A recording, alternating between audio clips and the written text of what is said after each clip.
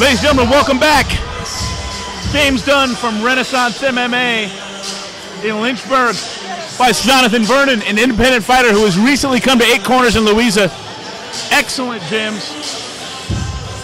Vernon describes himself as a stand-up fighter. He's trained on his own for 2.5 years, but like I said, Ryan, only recently come to train with Mike Staley and the guys at 8 Corners.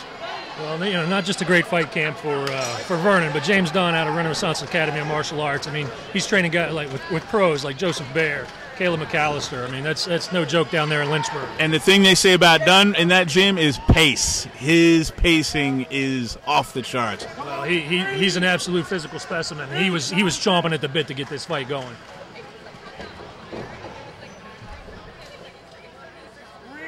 But we know Renaissance deep pedigree there.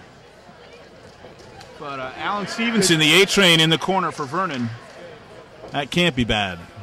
Great cage control being shown by Dunn at this point. Just landed a crushing knee just a second ago. And you could hear it.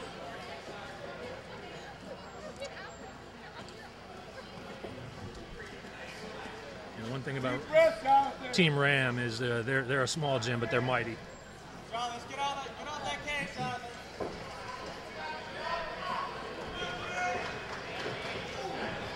Vernon's corner wants him off the cage. Easier said than done with the pressure. Looks like some body shots from Dunn starting to tell. With the shots that Vernon's taking, I'm sure Vernon wants to get off the cage as well. Just can't do it, like you said. And he's going for a ride. Mike King making sure Vernon had his hand off the cage mid-throw.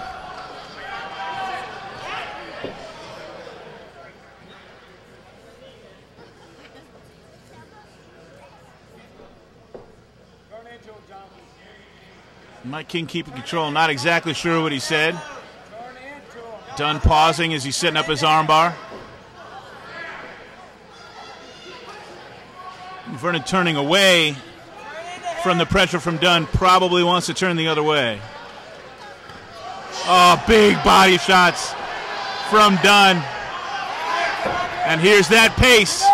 Vernon does a good job pushing him off, trying to stand. Vernon sucks him right in.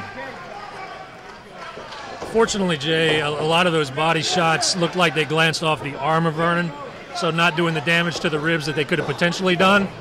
Sure, they still didn't feel good, though. Vernon charges in. And Dunn makes it expensive. A brief window of advantage for Vernon there, and Dunn closed that window quickly. Not a lot of video on either of these fighters, Jay. I'd really like to know a little bit more of background on the athletic endeavors of Dunn and as well as Vernon. Dunn just very powerfully built. Possibly football career, wrestling career prior to MMA. Calves, too. Big calves. They say calves are genetic, and when you see a guy with big calves, you know there's power there. His calves are so big, he looks like he has 2 calves on each leg.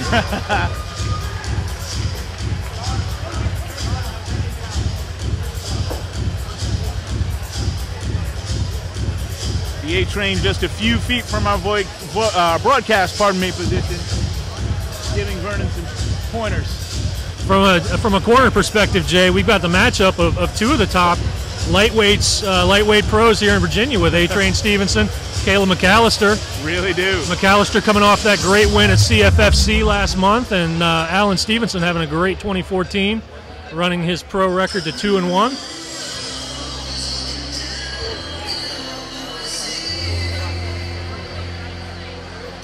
McAllister really paying a lot of attention with his fighter Dunn to get that heart rate down, to relax, to control that breathing. Almost Greg Jackson-esque in his instruction. Because as you said, Jay, Dunn does bring such a fast pace, such a hard pace. Everything has max energy in it. Strikes, takedowns. And probably harder to get a fighter whose pace is naturally that high, harder to calm them down than to get more out of a fighter who might be a bit of a slow starter.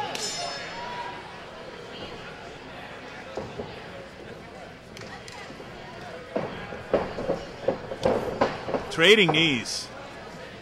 Nice return knee from Vernon. Nice return knee, but again, in a very disadvantageous position is Vernon. Again, up against the cage.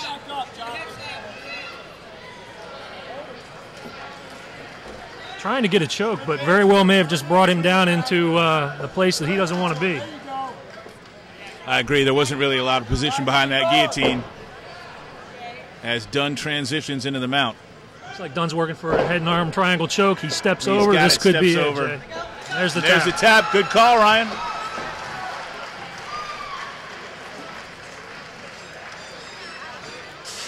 Pressure, position, technique, and the finish for Dunn. Ladies and gentlemen, remember that name, James Dunn. I think we're going to see a lot of good in the future for this young man.